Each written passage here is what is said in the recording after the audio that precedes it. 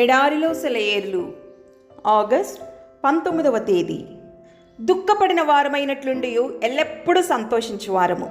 2వ కొరింథీయులకు రాసిన పత్రిక 6వ అధ్యాయము 10వ వచనం. విచారానికి ఒక వింత అందం ఉంది.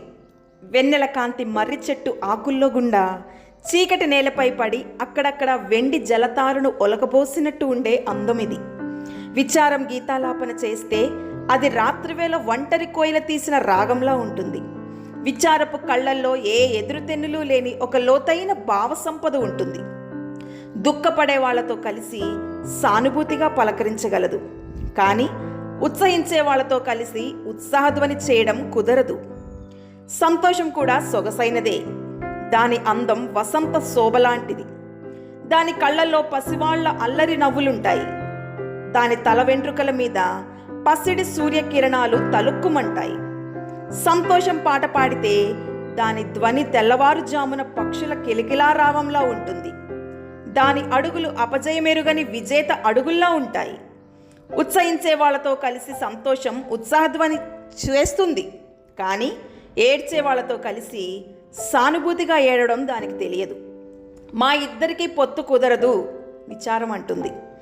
ఎన్నటికీ కుదరదు సంతోషం అంటుంది. ఈ రెండు ఇలా మాట్లాడుతుండగానే ఒక ఆకృతి వాళ్ళ మధ్యకు వచ్చి నిలబడింది. ఆయన టీవీని చూసి ఆ పరిశుద్ధ సన్నిధి శక్తి అనుభవించిన అవి రెండు ఆయన ముందు మోకరిల్లాయి. ఈయన సంతోషానికి రాజు. విచారం నోరు విప్పింది.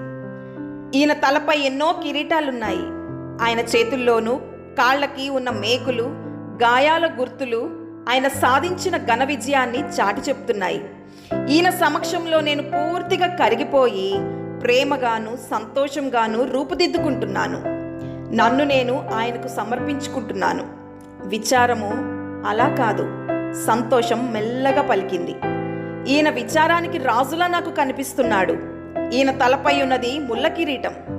ఆయన చేతులకి కాళ్ళకి ఉన్న గాయపు మచ్చలు ఆయన పడిన కఠోర హింసకి చిహ్నాలు. ఆయనకు నన్ను నేను సమర్పించుకుంటున్నాను.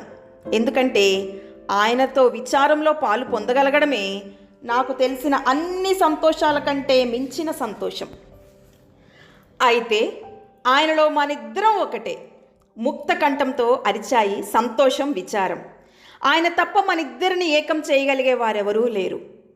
విచారం నీ భుజంపై చెయ్యి వేసి నీ సాహచర్యంలో నీ వెంట నడిచినా నీ చెలికాడుగా ఉన్న సంతోషం రోజురోజుకి నీకు దూరమైన అవాంతరమేదో వచ్చినట్టు బెదిరిపోకు.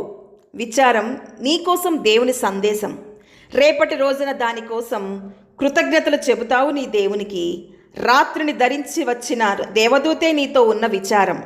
విశ్వాసంతో నడవాలి తనతో కలిసిమెలిసి. దేవుడి మాటలను దీవించునుగాక. ఆమేన్.